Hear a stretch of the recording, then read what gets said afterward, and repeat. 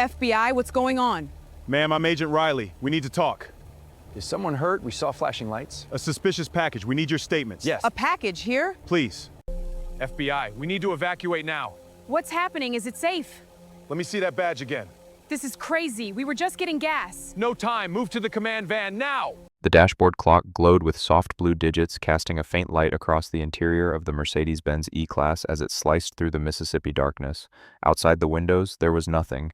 No streetlights, no passing headlights, no houses, no gas stations, no signs of civilization at all.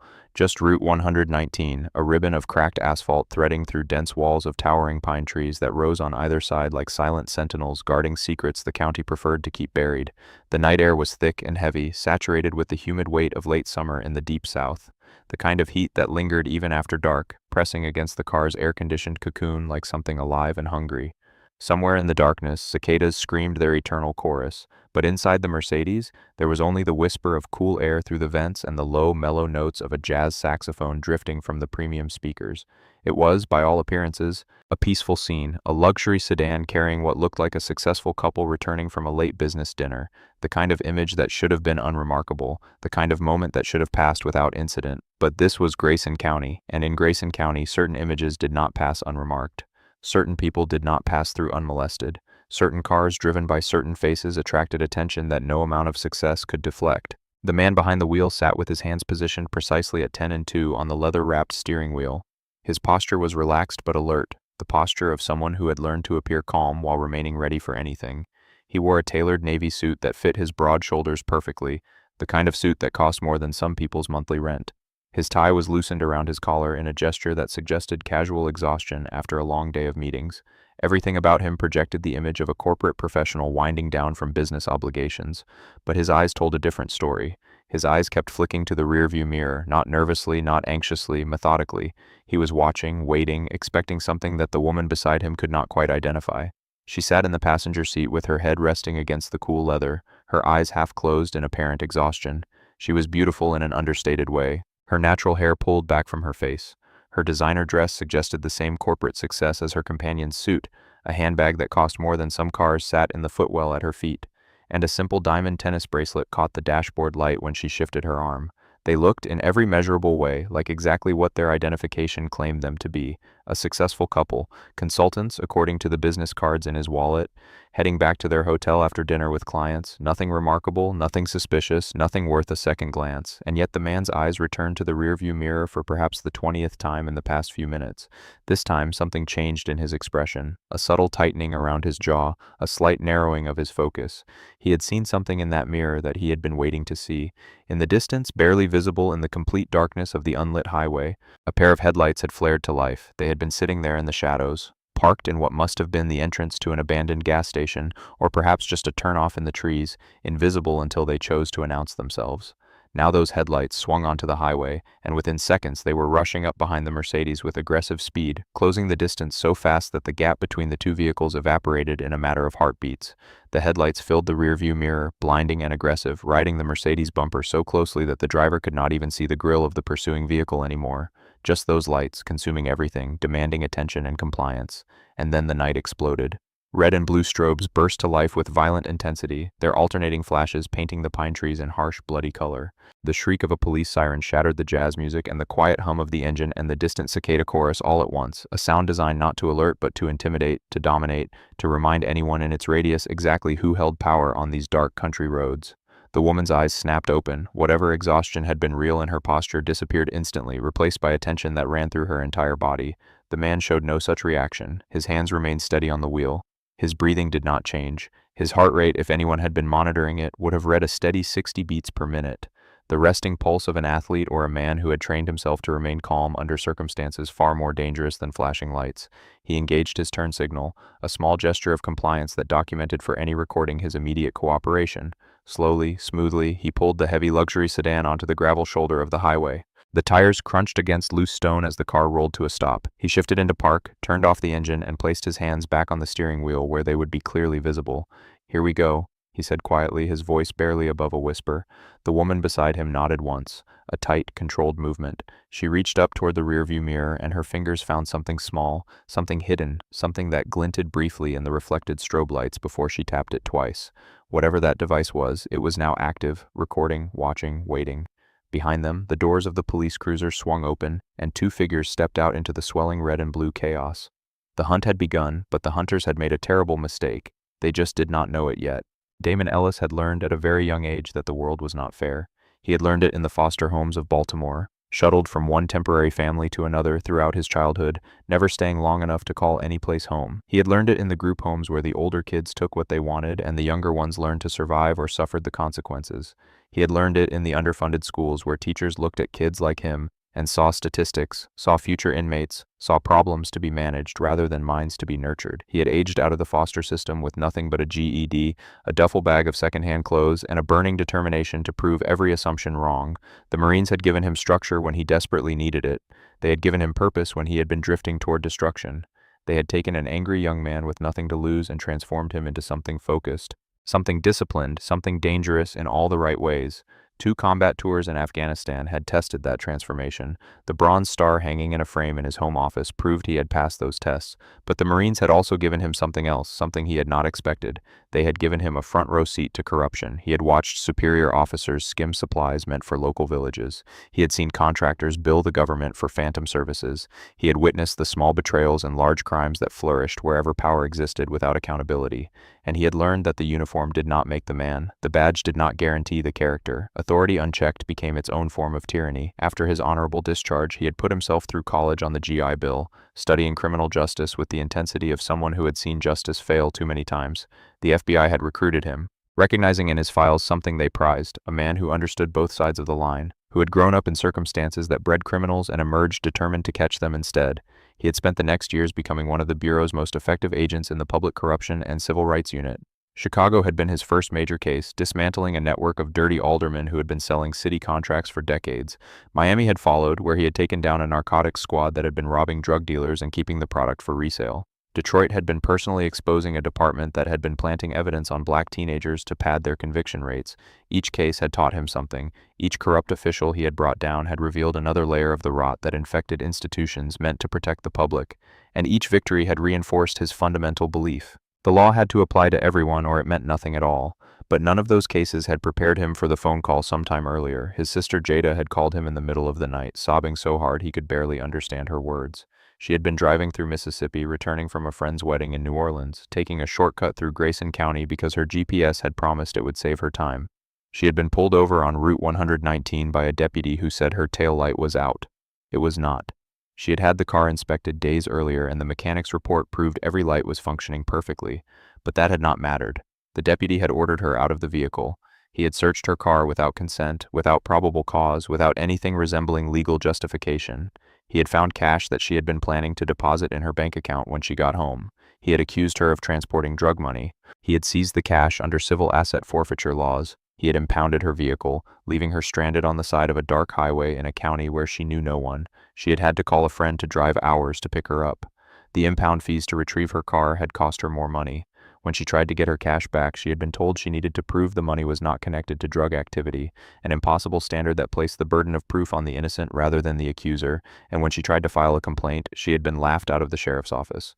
Damon had listened to his sister cry for a long time that night. He had listened to the fear in her voice, the humiliation, the helpless rage of someone who had been victimized by the very people sworn to protect her. He had listened to her describe the deputy's face, his sneer, his casual cruelty, his absolute certainty that there would be no consequences for his actions. And Damon had made her a promise, sitting in his apartment in Washington, D.C., with the phone pressed to his ear and his sister's sobs echoing through the line. He had promised her that justice would come, that the man who had stolen her money and her dignity would pay for what he had done, that Grayson County's reign of terror would end. It had taken time to build the case, time of quietly gathering complaints, documenting patterns, identifying victims who had been too afraid or too discouraged to come forward, time of surveillance and financial forensics, of building the kind of airtight federal case that no corrupt local official could escape. Complaints now sat in the FBI's files, people who had been stopped, searched, humiliated, and robbed by the Grayson County Sheriff's Department. Stories of abuse that ranged from illegal searches to physical assault to outright theft under the color of law, and many of those complaints named the same deputy, Troy Dalton. Tonight, Damon Ellis was going to add himself to that list. Tonight, he was going to give Deputy Dalton enough rope to hang himself. Tonight, after months of preparation, the trap was finally going to spring. He sat in the driver's seat of the rented Mercedes with his hands visible on the steering wheel, watching in the side mirror as the two deputies approached, and he felt nothing but cold, patient satisfaction. Jada's promise was about to be kept. Grayson County had been corrupt for so long that most residents could not remember when it had been otherwise. The sheriff's department had been run by the same political machine for decades, passed from one good old boy to the next like a family heirloom. Sheriff Harlan Graves was the latest in a long line of men who viewed the badge not as a symbol of public service, but as a license to operate beyond the reach of accountability. His department answered to no one. Internal affairs complaints were handled by Director Vincent Cross, a man who had never in his tenure found a single complaint to be substantiated. The local district attorney, Carla Voss, declined to prosecute officers with such consistency that most residents had stopped even trying to report misconduct. It was a closed loop, a perfect circle of corruption that protected its own and crushed anyone who dared to challenge it. The complaints that had reached the federal government painted a picture of calculated predation.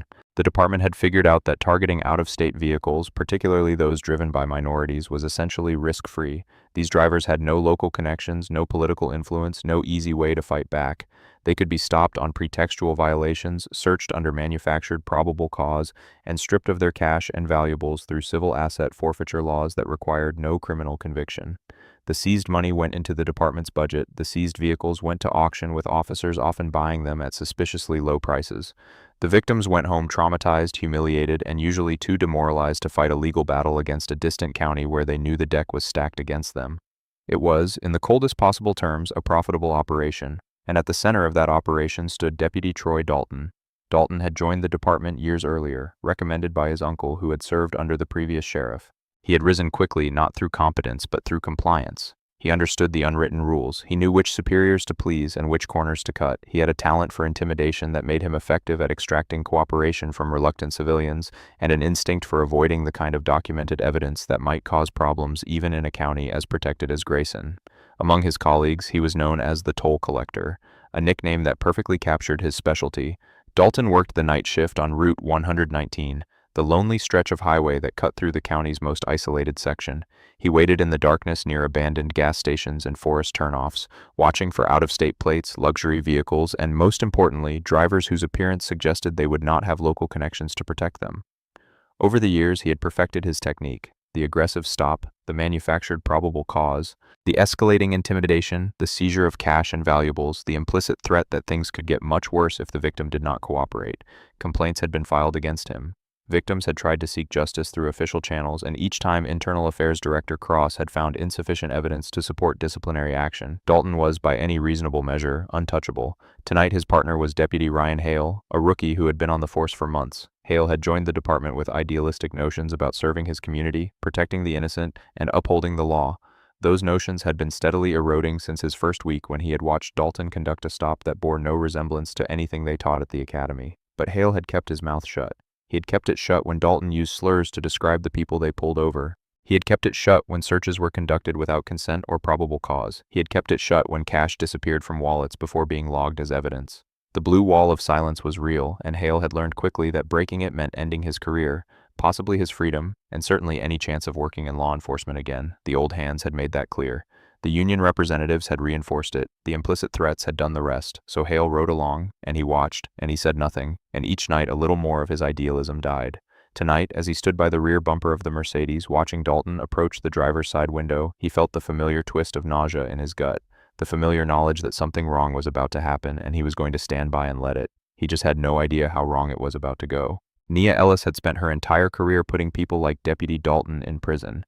She had grown up in Atlanta, the daughter of a civil rights attorney who had marched with King and her mother, who had been one of the first black women to graduate from Emory Law School. She had been raised on stories of struggle and sacrifice, on dinner table conversations about constitutional rights and the ongoing battle for equality.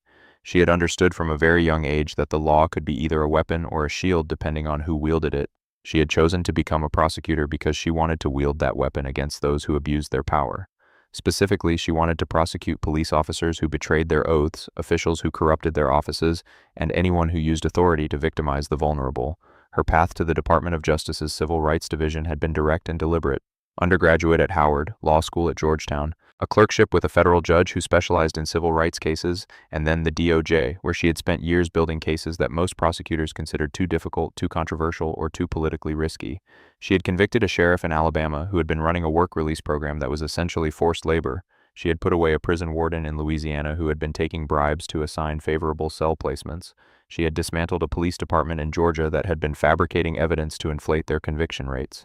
She knew better than almost anyone in the federal government exactly how corrupt law enforcement could become when accountability failed, and she knew exactly what it took to hold those officers accountable. When Damon had told her about the Grayson County investigation, she had insisted on being involved, not just as a prosecutor reviewing files in a distant office, but as an active participant in the field operation that would finally bring the department down.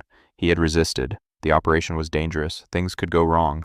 She was a lawyer, not a field agent, and the risk of having her present during an actual stop was significant, but she had been adamant. She wanted to see firsthand the tactics they had been documenting from complaint files. She wanted to hear with her own ears the language these officers used. She wanted to experience in her own body the fear and humiliation that victims had described in their statements. And she wanted Deputy Dalton to know when the handcuffs clicked around his wrists that the woman he had threatened was the same woman who would be prosecuting him in federal court. There was, she admitted to herself, an element of personal satisfaction in that image.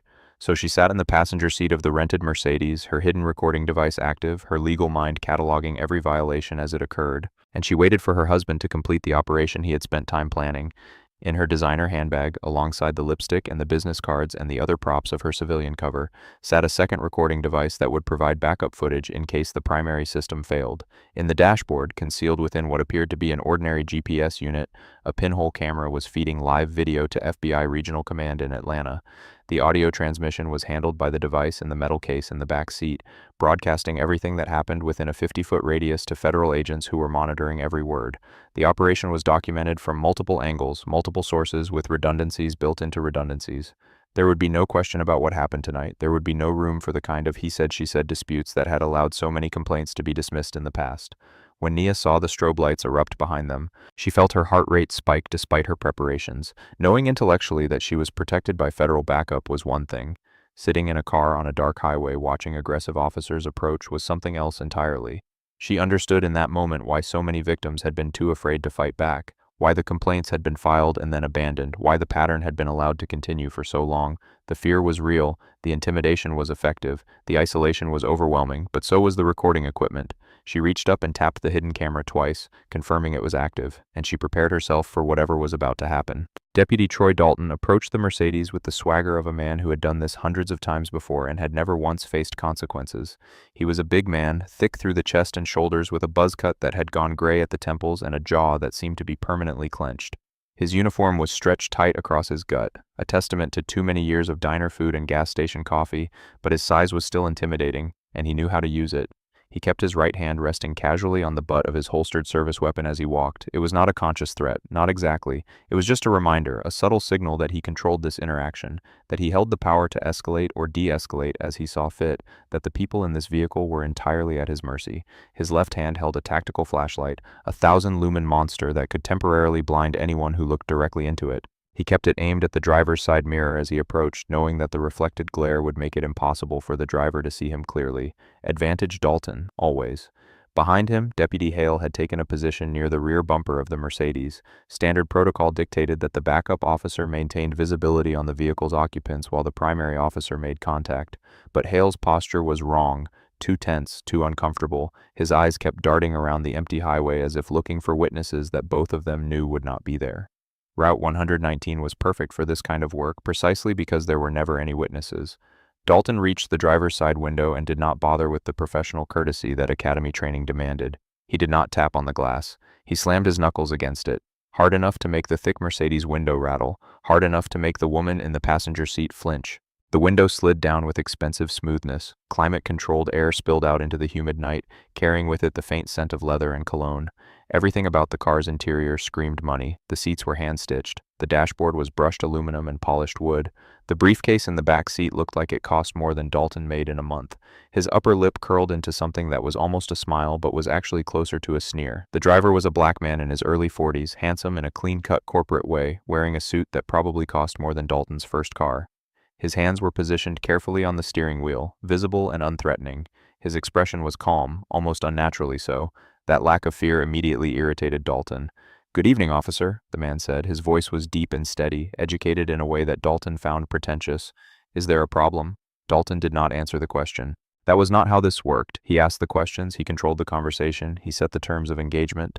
Instead, he leaned down and swept his flashlight across the interior of the car, letting the blinding beam rake across the driver's face, then across to the woman in the passenger seat. She was beautiful, he noticed, in that put-together professional way that always made him feel like he was being judged.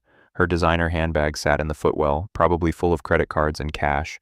His mental calculator was already running. Finally, after letting the silence stretch long enough to establish dominance, Dalton spoke. "Whose car is this?" Not a greeting, not an explanation, just a demand. The driver did not miss a beat. "It's a rental, picked it up at the airport this morning." A rental. Dalton let the word hang in the humid air, loading it with disbelief. He let out a short, mocking laugh that contained absolutely no humor. "Sure it is. You people always have a story." He watched carefully for a reaction. Usually that phrase, "you people," generated a flash of anger, a moment of indignation that he could then use as justification for escalation. Suspects who showed attitude were automatically more dangerous, at least in his reports, but this driver did not react. His expression remained placid. His hands stayed on the wheel, his breathing stayed even. "Where are you heading in such a hurry?" Dalton continued, probing for any crack in the man's composure. "We're not in a hurry," the driver replied. His tone was polite but precise, the tone of someone who was choosing each word deliberately. "I was doing exactly the posted speed limit on this stretch of Route 119. We're heading back to our hotel." Dalton felt his jaw tighten. He did not like the vocabulary, the specificity, the way the man had stated his exact speed as if he had been monitoring it. He did not like the absolute lack of intimidation in the driver's voice. Most people by this point in the interaction were at least showing some nervousness, stuttering, apologizing, trying to please. This man was doing none of those things. "I did not ask for a debate," Dalton snapped, letting his voice drop into the threatening register that usually got results. "I asked where you're going, and I asked whose car this is. Hand over your license, the rental agreement, and your insurance." He paused. "Now." The driver nodded once, a small, controlled movement. "I'm reaching for my wallet, officer. It's in my suit jacket." He moved slowly, keeping one hand visible while the other retrieved a leather bifold from his breast pocket. He extracted a driver's license and handed it over along with papers that must have been the rental agreement. Dalton snatched the documents out of his hand and held the license up to his flashlight. The face in the photo matched the man in the car. The name read Damon Ellis. The address was somewhere in the Virginia suburbs, out of state. Perfect. "Damon Ellis," Dalton read aloud, letting the name drip with skepticism. "You got a record, Damon?" "No, sir, I do not." "We'll see about that." Dalton turned and thrust the license toward Hale, who had drifted closer during the interaction. "Run this through dispatch, see if he's got any warrants. I'm going to have a little chat with our driver here." Hale took the license and retreated toward the cruiser, clearly relieved to have an excuse to step away from whatever was about to happen. Dalton watched him go, then turned his attention back to the interior of the Mercedes. His eyes settled on the woman in the passenger seat. She was watching him with an expression he could not quite read. Not fear, not anger, something else. Something that made him uncomfortable in a way he could not identify. He decided he did not like her. "Smells like marijuana in here," Dalton announced. The words rolled off his tongue with practiced smoothness. He had used this exact line dozens of times, maybe hundreds. It was the oldest trick in the book, the cornerstone of manufactured probable cause that had served him well throughout his career. The beauty of it was its simplicity. Smell was subjective, impossible to disprove. A cop's claim that he detected marijuana was essentially an override code that unlocked any door, justified any search, and protected against any accusation of overreach. Courts had upheld it, training officers had taught it, the whole department used it. The driver, Ellis, according to his license, did not react with the usual panic. He did not start stammering denials or suddenly become cooperative in hopes of avoiding escalation. His hands stayed exactly where they were. His posture remained relaxed, and his voice, when he spoke, carried that same infuriating steadiness. "There is no marijuana in this vehicle, officer. Neither my wife nor I smoke." Wife. Dalton filed that information away. The woman in the passenger seat was not just a girlfriend or a colleague. She was this man's wife. That changed certain calculations, though he was not sure yet how. "Oh, so you're calling me a liar now." Dalton leaned down further, bringing his face close to the open window, close enough that Ellis must have been able to smell the coffee on his breath. He wanted the driver to feel his physical presence, to understand exactly how vulnerable he was in this moment. "I say I smell weed," Dalton continued, his voice dropping to a dangerous register, "which gives me probable cause to search this vehicle." He straightened up and took a step back, his hands still resting on his weapon. "Step out of the car." For a long moment, nothing happened. The driver sat motionless, his eyes meeting Dalton's without flinching. It was a look that Dalton had rarely seen during traffic stops, a look that contained no fear, no submission, no acknowledgement of the power dynamic that should have been obvious. It was the look of someone who was evaluating him, measuring him, filing away details for later use. Dalton felt a flash of something that might have been unease, quickly suppressed beneath years of conditioning and authority. "I said step out." The driver nodded once, that same controlled movement from before. "I'm going to unbuckle my seatbelt now," he said, narrating his actions in a way that felt like it was meant for an audience. "I'm going to open my door slowly and exit the vehicle." He did exactly that. The door swung open, and the driver rose to his full height. Dalton was a big man, but Damon Ellis was bigger, taller by at least a couple of inches, broader through the shoulders, carrying himself with the economical movement of someone who was completely comfortable in his own body. His suit jacket fell perfectly despite the heat and the movement. His eyes never left Dalton's face. For just an instant, something cold flickered through Dalton's gut. An instinct honed by years of street work whispered that this situation was not what it appeared to be, that he had miscalculated somehow. He crushed that instinct beneath the weight of his badge and his gun, and his absolute certainty that he controlled this encounter. "Hands on the hood," he ordered. "Spread your legs." Ellis complied, slowly, placing his palms flat against the Mercedes' warm hood, widening his stance in the position that everyone recognized from 1,000 cop shows. His movements were measured and deliberate, designed to communicate cooperation while maintaining dignity. Back by the cruiser, Hale watched the scene unfold with growing discomfort. This was not right. Nothing about the stop had been right from the beginning. There had been no traffic violation. The man was cooperating fully, and that claim about marijuana was pure fiction. Hale had been standing there the whole time, and he had not smelled anything but leather and air conditioning. He thought about saying something. He thought about the training manual and the department's official policies and the constitutional rights that were being violated in plain view.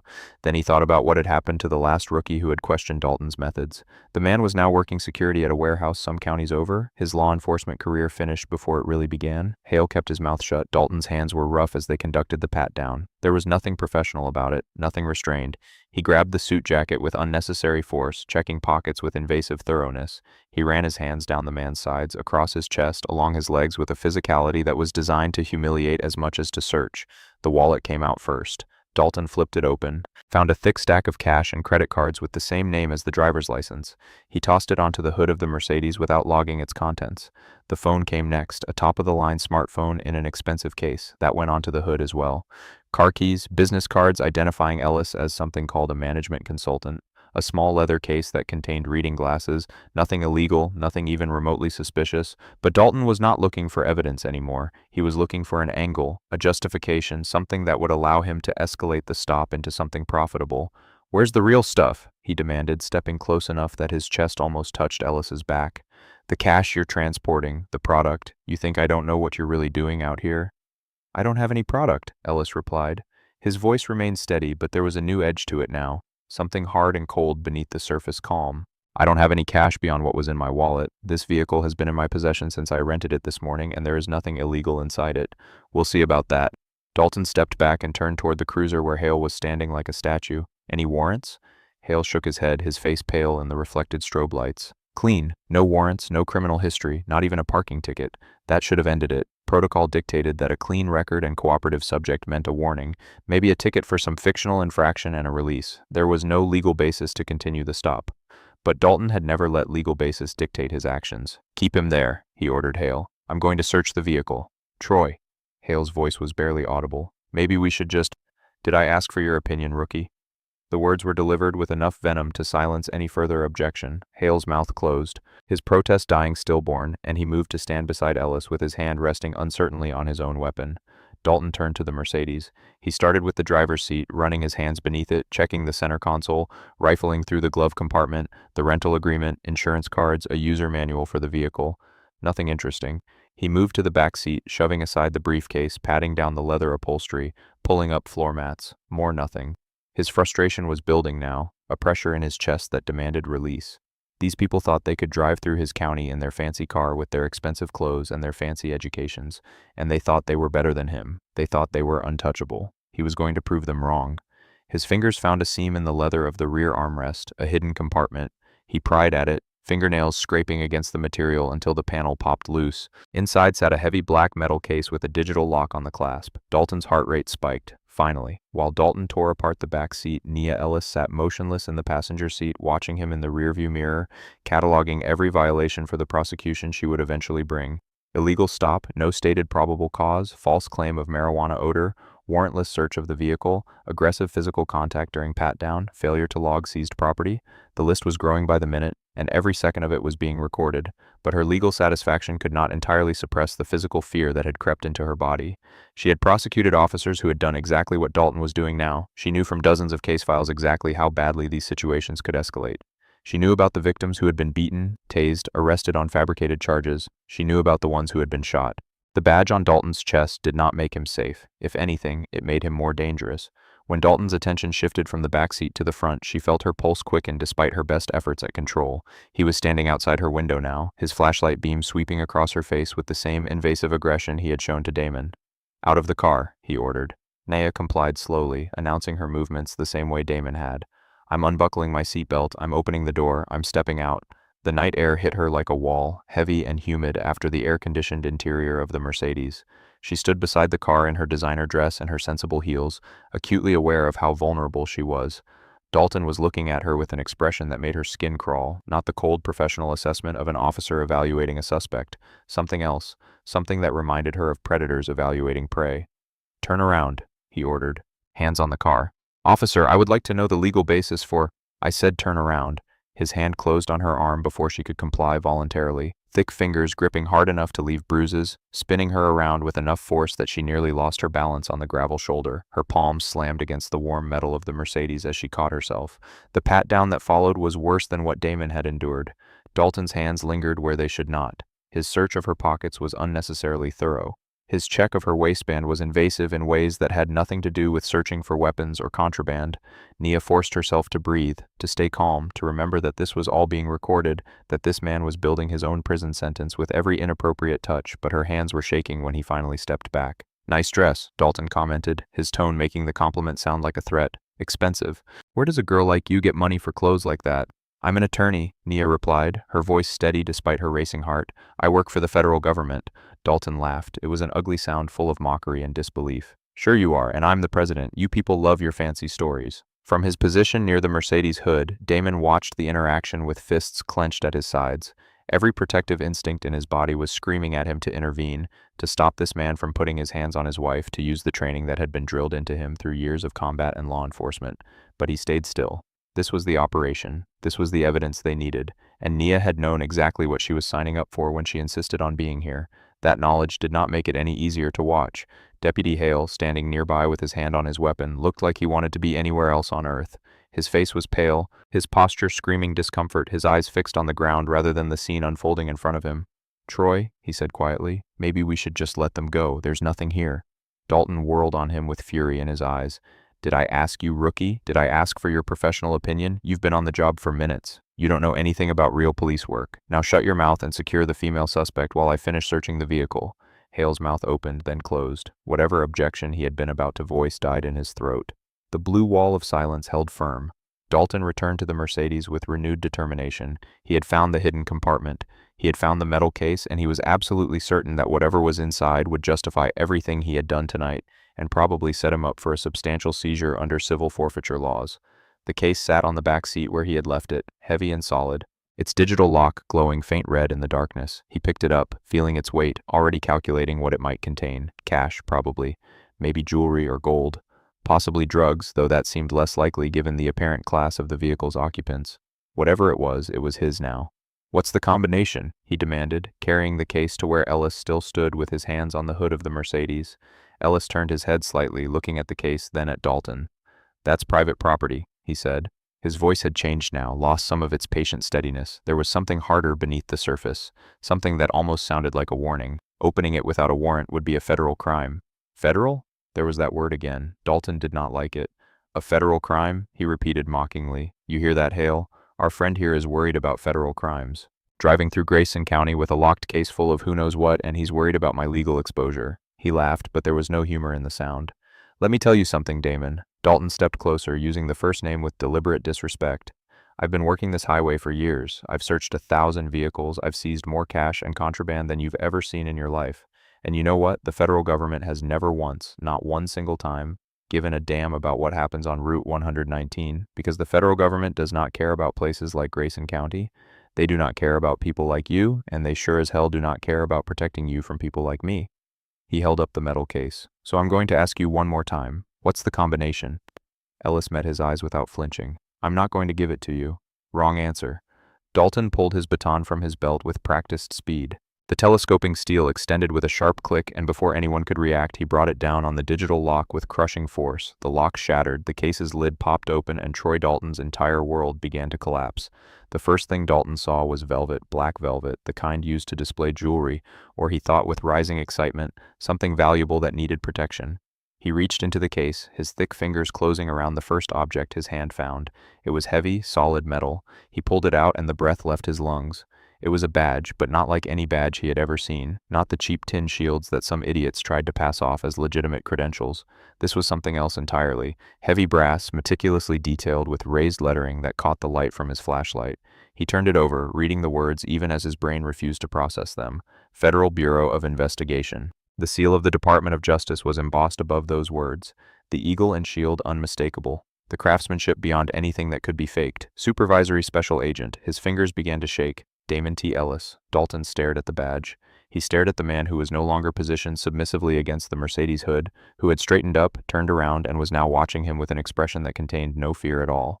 No fear, because why would there be fear? The man standing feet away was not a corporate consultant who had wandered into the wrong county. He was not an easy mark, a vulnerable target, another victim to be shaken down and sent on his way. He was an FBI agent, a supervisory special agent, a federal officer with the full weight and authority of the United States government behind him. And Dalton had just assaulted him, searched him, put his hands on his wife, broken into his official credentials. The case contained more. Dalton could see it through his terror-blurred vision, an identification card with a photograph that matched the man in front of him. A communication device of some kind blinking with a small green light that suggested it was active, other equipment that he did not recognize but that screamed federal authority. His hands were shaking so badly now that he nearly dropped the badge. His heart was hammering against his ribs. The humid night air suddenly felt cold against the sweat that had broken out across his entire body. Years on the force, hundreds of stops, thousands of dollars seized, complaints all dismissed, and in the space of seconds all of it had come crashing down. That's impossible, he heard himself say, his voice emerging as a croak. You're not. Read it again, Ellis said. His voice was calm, controlled, utterly without mercy. Read it out loud, Troy. I want to make sure the recording picks it up clearly. Recording.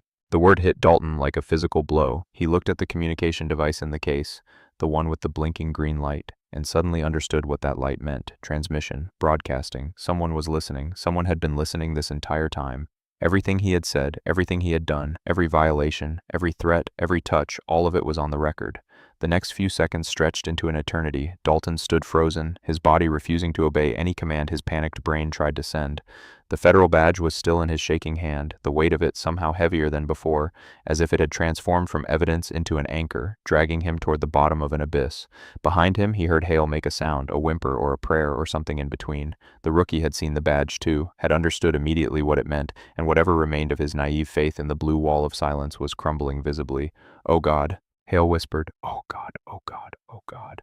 Dalton's mind raced through possibilities, grasping desperately for some explanation that would make this not real. The badge was fake. It had to be fake. Some elaborate scheme to entrap honest officers, a sting operation that he could still escape if he just handled it correctly. "This is a setup," he said, and he could hear the desperation in his own voice, the fear that was replacing his swagger. "You're not really FBI. Nobody real would just let themselves get searched like that. This is fake. All of it. You stole this badge, or you bought it online, or—" "Deputy Dalton." The woman's voice cut through his babbling like a blade through flesh. She had moved while he was focused on the badge. She was no longer standing meekly by the Mercedes where Hale had been supposedly securing her. She was standing straight, shoulders back, and her entire bearing had transformed.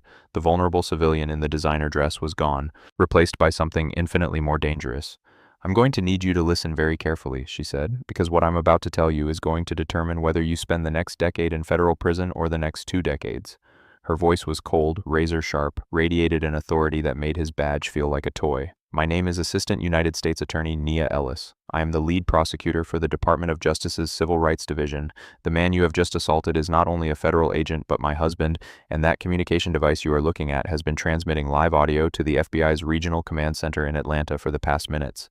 They have been listening, she continued, each word precise and devastating, to every single thing you have said tonight, every threat, every violation, every slur, every time you put your hands on either of us without legal justification. It's all on the record, Deputy, every second of it. Dalton's hand moved toward his holster without conscious thought, not to draw. He was not that far gone, not yet, but instinctively seeking the comfort of his weapon, the familiar weight that had always made him feel powerful. I would strongly advise against touching that weapon. The voice came from the darkness, not from Ellis, not from his wife, from somewhere beyond the circle of light cast by the Mercedes headlights. Out in the pine forest that had seemed so empty, so perfectly isolated, so safe, Dalton spun toward the sound, his flashlight beam slashing through the humid air, illuminating nothing but trees and shadows, and then the shadows began to move. Dalton's survival instinct kicked in before his rational mind could catch up. He could not accept what was happening, could not process the implications, could not allow his brain to follow the logical chain of consequences that would lead from this moment to a prison cell. So instead, he did what cornered animals do. He fought back. "This is a setup," he shouted, his voice cracking with desperation. "This is entrapment. You people targeted me, provoked me, tried to make me—" "Deputy Dalton." Ellis's voice was calm, almost gentle, which somehow made it more terrifying. "You were not targeted. You targeted yourself. You pulled us over. You manufactured probable cause. You conducted an illegal search. You assaulted both of us. Nobody forced you to do any of that. Shut up." Dalton's hand closed around his weapon, not drawing it but gripping the handle like a lifeline. "You don't get to talk to me. You're under arrest, both of you, for impersonating federal officers. For what?" Nia interrupted. "For carrying authentic credentials, for driving through a public highway, for failing to submit quietly while you violated our constitutional rights." She stepped forward and Dalton instinctively stepped back.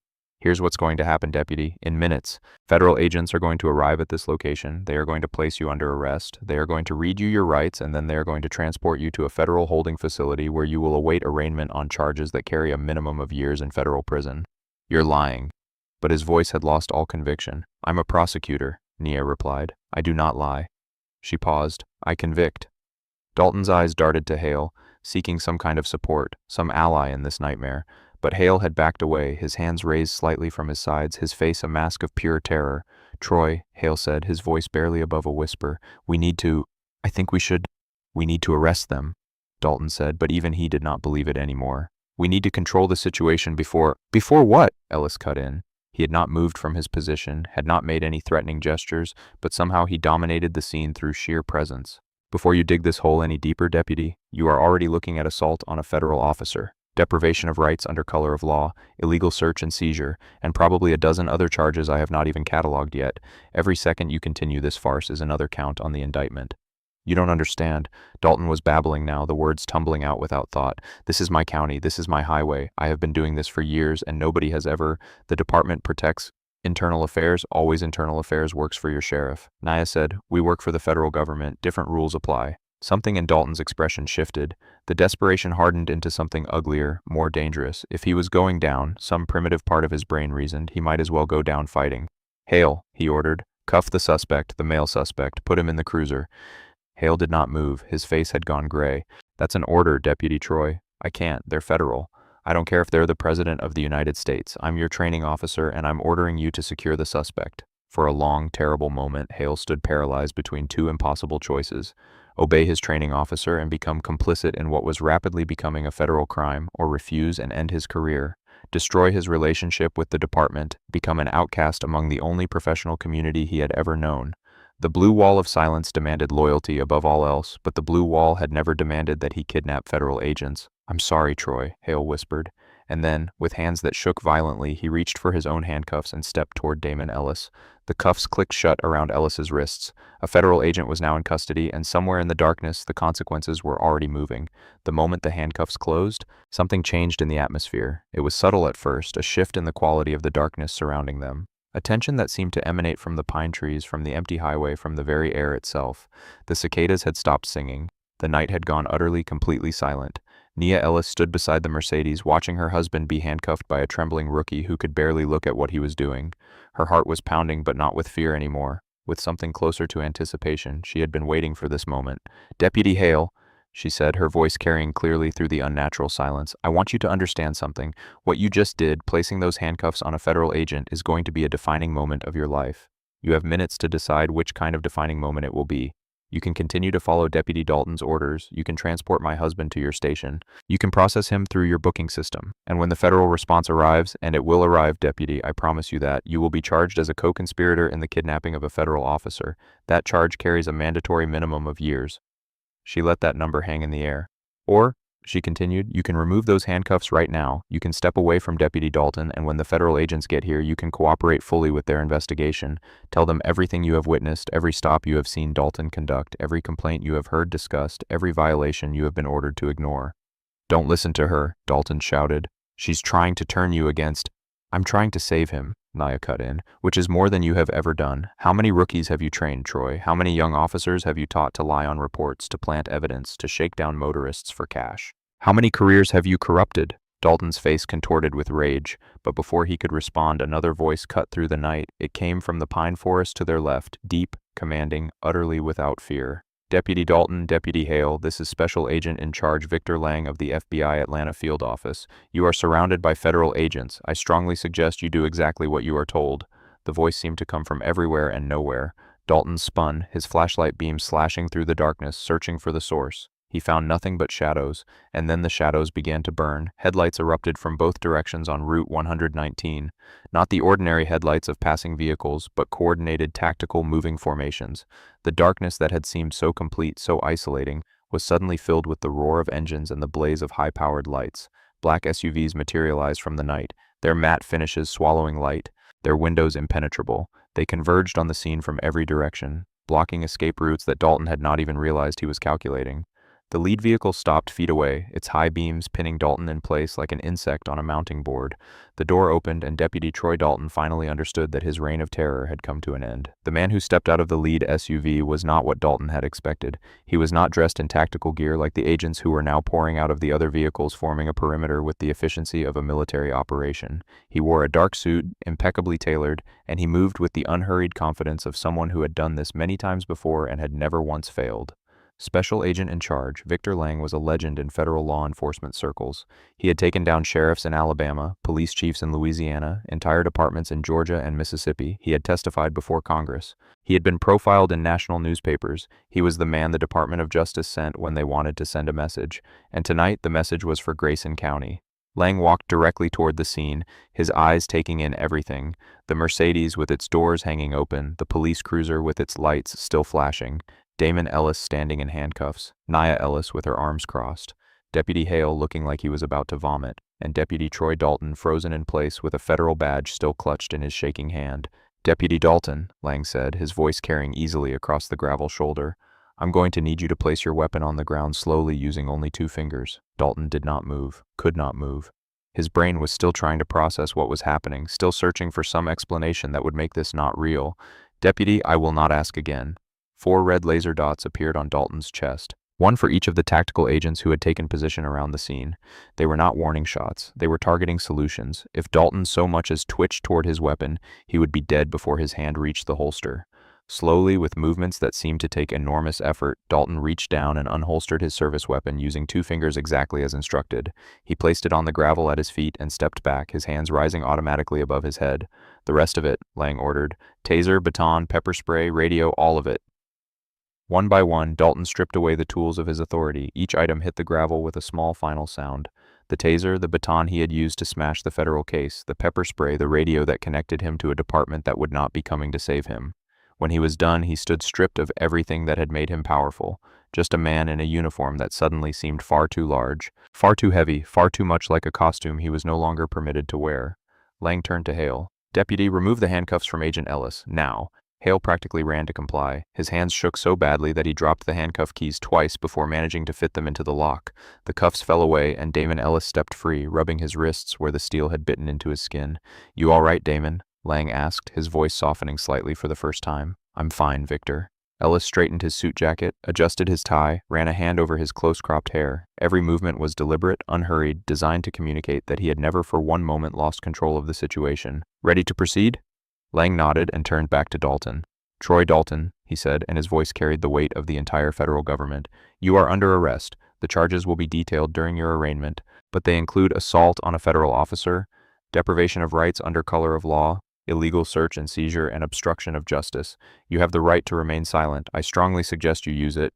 Two tactical agents approached Dalton from behind. They grabbed his arms, roughly yanking them behind his back with the same aggressive force he had used on so many of his own victims. The click of federal handcuffs closing around his wrists was the loudest sound Dalton had ever heard. It sounded like a cell door slamming shut.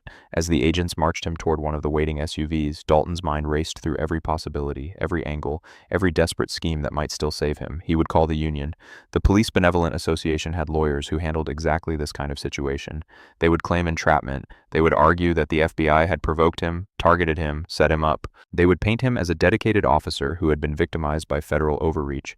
It had worked before, maybe not for crimes this serious, but the union had gotten officers out of tight spots. They knew how to work the system, how to delay and obstruct and bargain until charges were reduced or dropped entirely. Internal Affairs would back him up. Director Cross had buried complaints. He was not about to let the feds waltz in and expose the department's dirty laundry.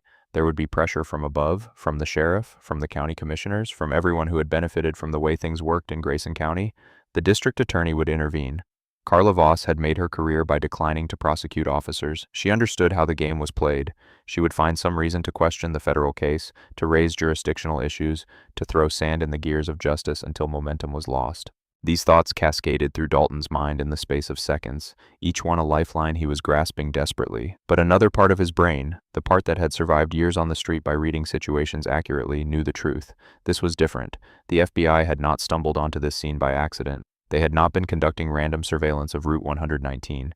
They had been here waiting, ready with vehicles and agents and a special agent in charge who had taken down entire departments. This was an operation, a planned, coordinated takedown with months of preparation behind it, which meant they had evidence, not just from tonight, but from before, from other stops, other victims, other complaints that had not been buried quite as deeply as Cross had believed. And that communication device in the metal case, the one that had been broadcasting live audio to Atlanta, meant that everything Dalton had said and done tonight was already in federal hands. No chance to adjust his story, no opportunity to coordinate with Hale, no way to claim that the aggressive black man had attacked him first. The union could not spin recorded audio. Internal Affairs could not bury video evidence. The district attorney could not decline to prosecute a federal case.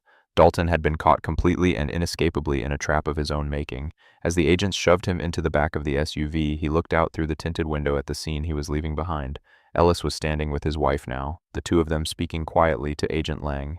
Hale was being guided toward a separate vehicle, his hands not cuffed but his freedom clearly over. The Mercedes sat abandoned on the gravel shoulder, its doors still open, a silent witness to everything that had happened, and in that moment Dalton understood he was never going back to Grayson County, he was never going to wear that uniform again, he was never going to feel the weight of a badge on his chest or a gun on his hip, or the intoxicating power of controlling someone else's fate. That life was over. The door slammed shut, sealing him in darkness. On the gravel shoulder, Damon Ellis stood with his wife and watched the convoy of SUVs prepare to depart.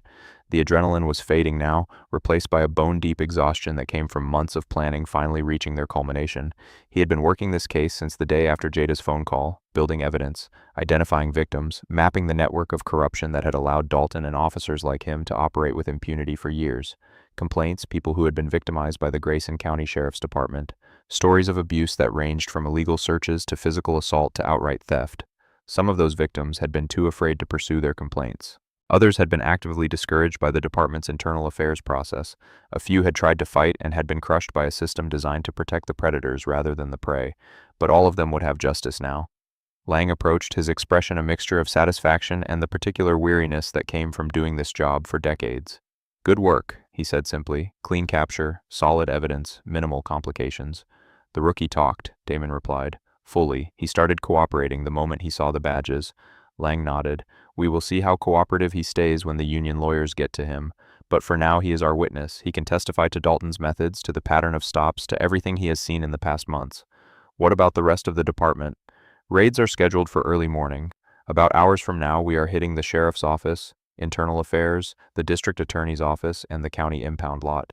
Warrants are already signed. By later today, Grayson County's entire law enforcement structure is going to be under federal supervision." Naya stepped forward. "And prosecutions. We have enough for at least indictments right now. Sheriff Graves, Director Cross, DA Langford, Dalton, and about a dozen deputies who were either directly involved or actively covered up the misconduct." Lang allowed himself a small, grim smile. "This department has been operating like a criminal enterprise for years. We are going to treat it like one." Damon looked out at the empty highway, at the darkness that had seemed so threatening an hour ago. The pine trees still rose like sentinels on either side of the road, but they did not feel oppressive anymore. They felt like witnesses, silent observers of a moment when justice had finally, after years of delay, found its way to Grayson County. "I want to be there," he said quietly, "when they arrest the sheriff. When they take down the people who protected Dalton all these years." Lang studied him for a long moment. "This is personal for you." It was not a question. "My sister was one of the victims," Damon replied. "She was driving through here sometime earlier. Dalton stopped her, searched her, took cash, impounded her car. She called me from the side of this highway, crying so hard she could barely speak." He paused, letting the memory wash over him. "I made her a promise that night. I told her I would make sure the people who did that to her would pay, that Grayson County would never be able to hurt anyone else the way they hurt her." Lang nodded slowly. "You will be there." They stood in silence for a moment, 3 federal officers on a dark highway, contemplating the magnitude of what they had set in motion. Then Lang's phone buzzed. "That is our signal," he said, checking the screen. "Convoy's ready to move. We need to get Dalton processed and start preparing the warrant executions." He turned toward his vehicle, then paused. "Damon, what you did tonight, putting yourself in that situation, letting him put his hands on you, on Nia, that took courage. Not many agents would have had the patience to let it play out the way you did." Damon glanced at his wife, who was standing beside him with an expression that mixed exhaustion with something fierce and proud. "It was not about patience," he said. "It was about making sure there were no loopholes, no technicalities, no way for union lawyers to claim their client was provoked or entrapped. Dalton made every choice himself. He initiated every violation, and now he is going to live with the consequences of those choices for the rest of his life." Lang nodded once more and walked away. Damon and Nia stood alone on the gravel shoulder, the flashing lights of the departing convoy painting their faces in alternating red and blue. Neither spoke for a long moment. Then Nia took her husband's hand. "It is done," she said quietly. "No." Damon squeezed her fingers. "It is just beginning, but the hardest part is over. The rest is just paperwork and court dates." They walked back to the Mercedes, which an FBI technician had already cleared for them to drive away. The hidden cameras had been retrieved. The communication equipment had been collected as evidence. The rental car was just a rental car again, no longer a trap waiting to spring. Damon slid behind the wheel and started the engine. The jazz music came back on automatically, the same smooth saxophone that had been playing when the sirens first erupted behind them. He pulled onto Route 119 and drove away into the darkness, leaving behind the spot where Deputy Troy Dalton's life had ended, and a new chapter in Grayson County's history had begun. The hours that followed transformed Grayson County into a scene from a federal law enforcement operation. At dawn, as the first gray light crept over the pine forest, convoys of FBI vehicles descended on locations throughout the county. They came in force, overwhelming numbers designed to prevent resistance and ensure compliance, their presence impossible to ignore. The sheriff's department was the first target. Agents in tactical gear secured the perimeter of the building while others stormed through the front doors, serving warrants on stunned deputies who had arrived for the morning shift expecting an ordinary day. Evidence boxes were carried out in a steady stream: computers, filing cabinets, records that had been sealed for decades. Sheriff Harlan Graves was arrested in his home, still in his bathrobe, his morning coffee growing cold on the kitchen counter as agents read him his rights. He had been with the department for years, the last many as sheriff. He had overseen every cover-up, approved every dismissal, protected every officer who had crossed the line. His protests about jurisdictional overreach fell on deaf ears. Federal warrants trumped county authority. Internal Affairs Director Vincent Cross was next. The agents found him at his desk, frantically feeding documents into a shredder when they breached his office door. The shredder was seized along with everything else, its half-destroyed contents to be reconstructed by forensic specialists who had become very good at putting incriminating evidence back together. Cross demanded his lawyer. He was informed that he would be provided one at the federal holding facility, not before. District Attorney Carla Voss proved the most difficult to locate. She had somehow received warning and had attempted to flee the county, making it almost to the state line before a federal checkpoint stopped her vehicle. She was arrested on the shoulder of the interstate, much the same way her department had arrested so many innocent motorists over the years. The irony was not lost on the agents who took her into custody. Throughout the morning, the arrests continued. Deputies who had worked alongside Dalton, who had turned blind eyes to his methods, who had helped cover up complaints and intimidate victims, found themselves on the wrong side of handcuffs for the first time in their careers. By later that day, many people were in federal custody. By evening, that number had grown. The Grayson County Sheriff's Department effectively ceased to exist, its functions temporarily assumed by federal marshals who would maintain order until a legitimate replacement could be established. The news media descended with the enthusiasm of sharks sensing blood. National networks sent correspondents. Local stations ran continuous coverage. The story of a corrupt Southern Sheriff's Department finally being brought to justice proved irresistible, especially when the details emerged of how that justice had been achieved. The traffic stop video was leaked within days. Despite federal attempts to control its release until trial, someone, perhaps a disgruntled former employee of the department, perhaps someone with access to the FBI's evidence chain, uploaded the footage to social media where it immediately went viral. The nation watched Deputy Troy Dalton slam his knuckles against the window of a Mercedes on a dark highway. They watched him use slurs and manufacture probable cause and assault two people whose only crime had been driving through the wrong county. They watched him break open a federal evidence case and stare in horror at the badge inside, and they watched federal agents materialize from the darkness surrounding the scene, ending Dalton's reign of terror in a matter of seconds. The video was viewed millions of times in its first week. Deputy Troy Dalton became one of the most recognizable faces in America, though not in the way he had ever imagined. The federal courthouse in Jackson, Mississippi, was a fortress of marble and security designed to project the weight and majesty of federal justice. On the morning of Troy Dalton's arraignment, the building was surrounded by media vans and protesters, both those demanding justice and those claiming persecution of law enforcement. Security had been tripled. Every entrance was monitored, every corridor patrolled. Inside courtroom 3, Dalton sat at the defense table in an orange jumpsuit that seemed to have swallowed him. The swagger was gone. The bulk he had carried so intimidatingly had deflated somehow, leaving a man who looked smaller, weaker, more pathetic than anyone who had encountered him on Route 119 would have believed. His court-appointed attorney sat beside him, a public defender who had drawn the short straw and was now tasked with defending the indefensible. The lawyer's expression suggested he was already calculating how quickly he could negotiate a plea deal. The prosecution table was fuller. Assistant United States Attorney Nia Ellis sat at its center, surrounded by colleagues who would help her present the case. She looked composed, professional, utterly confident in the evidence they had assembled. Sitting in the gallery, one row behind the prosecution table, was Damon Ellis. He was not there in an official capacity. He had recused himself from any prosecutorial role given his personal involvement in the arrest, but no one had objected to his presence as an observer. He wanted to see this, needed to see it. The judge entered and everyone rose. The Honorable Emmett Whitaker was a federal district judge with a reputation for strict adherence to the law and zero tolerance for police corruption. His assignment to this case was not coincidental. The Department of Justice had specifically requested him, knowing that any attempt by the defense to claim judicial bias would fail against his impeccable record.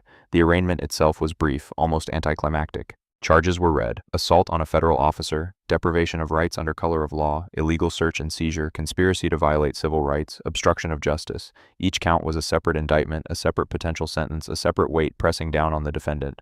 Dalton pleaded not guilty to all charges. His attorney requested bail, citing his client's deep roots in the community and lack of flight risk. The prosecution objected. Nia stood and laid out in calm and devastating detail the risk that Dalton would attempt to intimidate witnesses, destroy evidence, or flee prosecution. She cited his history of violent behavior. She referenced the recorded audio of his threats. She reminded the court that the defendant had been found with a federal agent in handcuffs and had been on the verge of transporting him to a local jail when the arrest occurred. Your Honor, she concluded, the defendant spent years operating as if he were above the law. He abused his authority to victimize citizens. He demonstrated through his own recorded words and actions a willingness to use violence and intimidation to achieve his goals. He is a clear danger to the community and a significant flight risk. The United States requests that he be held without bail. Judge Whitaker considered for seconds before ruling. Bail denied. The defendant will be remanded to federal custody pending trial. Dalton sagged visibly. His attorney whispered something in his ear, probably platitudes about appeals and future motions. But Dalton did not seem to hear. He was staring at Damon Ellis. Their eyes met across the courtroom, and in that moment something passed between them. Recognition, understanding, the predator finally comprehending that he had met something more dangerous than himself. Damon did not smile, did not gloat. He simply held Dalton's gaze until the marshals led the defendant away. It was not over yet. There would be a trial. There would be testimony, evidence presentation, legal arguments. There would be attempts by the defense to suppress evidence, to challenge procedures, to find some technicality that might save their client. But looking at Dalton's broken posture as he shuffled out of the courtroom, Damon knew how this would end. Justice was coming, and nothing could stop it now. The trial of Troy Dalton lasted weeks. The prosecution presented its case with methodical precision, building layer upon layer of evidence that buried any possible defense. The video from the traffic stop was played for the jury, every humiliating moment projected on screens that the defendant could not avoid watching. The audio was enhanced and replayed, Dalton's own voice damning him with each slur, each threat, each manufactured claim of probable cause. Damon Ellis took the stand on the seventh day. He walked to the witness box with the same controlled dignity he had displayed during the traffic stop, the same unshakable calm that had so infuriated Dalton on that dark highway. He placed his hand on the Bible and swore to tell the truth. And then he did. He told the jury about his career with the FBI, about the corrupt departments he had dismantled, the dirty officers he had brought to justice, about the morning sometime earlier when his sister had called him sobbing from the side of Route 119, describing her humiliation at the hands of a deputy who had seen her skin color and assumed she was a criminal. He told them about the investigation, about the complaints, the pattern of abuse, the wall of silence that had protected predators for years, about the decision to conduct a field operation to put himself in the same position as all those other victims, to experience firsthand the tactics that had been documented in complaint after complaint. And he told them about that night, about the aggressive stop, about the manufactured probable cause, about being forced to his knees on the gravel, searched without justification, handcuffed for the crime of driving while black through Grayson County. The defense attorney tried to rattle him on cross-examination, tried to suggest entrapment, to imply that the FBI had targeted an innocent officer, to paint Damon as an agent with a personal vendetta who had manipulated the situation. Damon dismantled each accusation with the precision of someone who had testified in federal court dozens of times. "I did not provoke Deputy Dalton," he stated, his voice level and clear. "I followed every instruction he gave. I announced my movements before making them. I was polite, cooperative, and compliant. Every escalation came from him. Every violation was his choice. The only thing I did was fail to be intimidated by his badge. And apparently that was crime enough in his eyes." The jury watched. The jury listened. The jury remembered the video they had seen, the audio they had heard, the evidence that no amount of legal maneuvering could explain away. After hours of deliberation, the jury returned its verdict, guilty on all counts. Dalton wept as the foreman read the verdict, great heaving sobs that shook his entire body. That reduced the man who had terrorized a county for years to a pathetic figure in an orange jumpsuit. Damon watched without expression. This was the moment he had worked toward for months. This was the promise kept. But there was no triumph in watching a man's life collapse, even a man who deserved everything that was happening to him. There was only the grim satisfaction of justice finally served. The sentencing hearing took place weeks after the verdict. The courtroom was packed again, not just with media, but with faces Damon recognized from the case files. Victims who had traveled from across the country to see the man who had humiliated them finally face consequences. Family members of people who had been brutalized on Route 119. Community leaders from Grayson County who had spent years fighting against a corrupt system. They had come to bear witness. Judge Whitaker entered and the room rose with a rustle of anticipation. He took his seat behind the bench and studied the defendant who sat slumped at the defense table, all pretense of innocence abandoned. "Mr. Dalton," Whitaker began, his voice carrying through the silent courtroom, "you have been found guilty of multiple federal offenses, including assault on a federal officer, deprivation of rights under color of law, and obstruction of justice. Before I pronounce sentence, I will allow you to make a statement." Dalton's attorney whispered something, probably coaching him on what to say, but Dalton waved him off. He stood slowly as if his body had aged decades in the past months and faced the judge. "I was doing my job," he said. His voice was hoarse, barely recognizable as the confident bark that had demanded compliance from hundreds of motorists. "Everything I did because I thought I was protecting my community. I made mistakes, I know that now, but I never meant to hurt anyone. I was just trying to be a good cop." The courtroom stirred. Someone in the gallery made a sound of disgust. Judge Whitaker's expression did not change. "Is that all, Mr. Dalton?" "I'm sorry," Dalton added, his voice cracking. "I'm sorry for everything." Whitaker nodded slowly. "Mr. Dalton, in my years on the bench, I have heard a great many apologies. Some were genuine, most were not. I cannot read hearts, so I cannot tell you which category yours falls into. But I can tell you this." He leaned forward. "You were not protecting your community. You were preying on it. You used your badge as a weapon to terrorize people who had done nothing wrong. You manufactured crimes to justify your aggression. You stole money from innocent motorists and called it law enforcement. You were, in every meaningful sense, a criminal in uniform." Whitaker's voice hardened. The testimony in this trial revealed a pattern of abuse spanning years, documented complaints directly naming you, men and women who were humiliated, robbed, assaulted, all because they made the mistake of driving through your county with the wrong skin color. And every time a complaint was filed, your department protected you, your union protected you, your internal affairs protected you. You operated with absolute impunity and it corrupted you absolutely. He picked up a document from his bench. "I have reviewed the sentencing guidelines. I have considered the prosecution's recommendations and the defense's requests for leniency. I have weighed the impact of your crimes on the community and the necessity of deterrence." He looked at Dalton. "Troy Dalton, for your crimes against the citizens of this country and your assault on federal officers, I sentence you to years in federal prison. You will serve your time at a facility determined by the Bureau of Prisons. You will not be eligible for parole for a minimum of years. Additionally, you will pay restitution to each of your identified victims in an amount to be determined by this court." Dalton swayed on his feet. His attorney reached out to steady him. "Furthermore," Whitaker continued, "I am recommending to the relevant state authorities that your law enforcement certification be permanently revoked. You will never wear a badge again. You will never carry a weapon in an official capacity. The power you abused has been stripped from you forever." He set down the document. The defendant is remanded to the custody of the United States Marshals Service. This court is adjourned. The gavel fell, and Troy Dalton, who had spent years believing himself untouchable, was led away in chains to begin the rest of his life in a federal prison. The fallout from the Grayson County case spread far beyond the borders of that single rural Mississippi jurisdiction. Within months of Dalton's conviction, additional indictments had been handed down. Sheriff Harlan Graves pleaded guilty to conspiracy charges and was sentenced to years in federal prison. Internal Affairs Director Vincent Cross received years for obstruction of justice and evidence tampering. District Attorney Carla Voss, who had spent her career protecting corrupt officers, was convicted of multiple federal charges and sentenced to years, her law license permanently revoked. Deputy Ryan Hale, who had cooperated fully with federal investigators from the moment of his arrest, received probation and a lifetime ban from law enforcement. He testified against his former colleagues, providing crucial evidence about the department's methods and the culture of impunity that had allowed abuse to flourish unchecked. The blue wall of silence had finally cracked, and Hale's testimony drove the wedge deep. The Grayson County Sheriff's Department was dissolved entirely. Its functions were transferred to the state police under a federal consent decree that would last a minimum of years. Every policy was rewritten, every officer was revetted. The department that emerged bore no resemblance to the criminal enterprise it had replaced. Restitution checks began arriving in mailboxes across the country. Victims received compensation for what had been taken from them.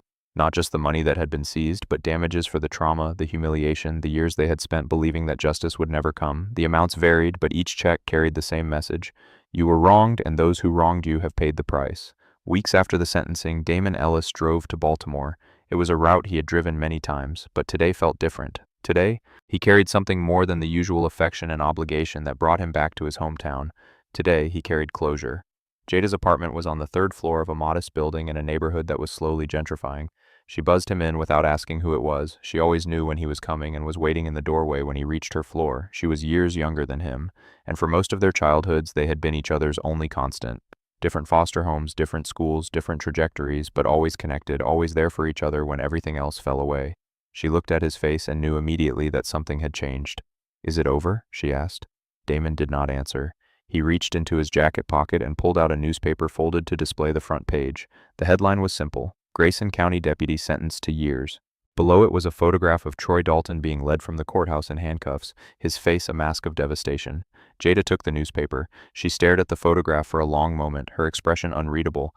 Then she looked up at her brother and her eyes filled with tears. "You did this," she said. It was not a question. "I made a promise," Damon replied. She stepped forward and wrapped her arms around him, holding on with the desperate grip of someone who had carried pain for too long and was finally allowed to release it.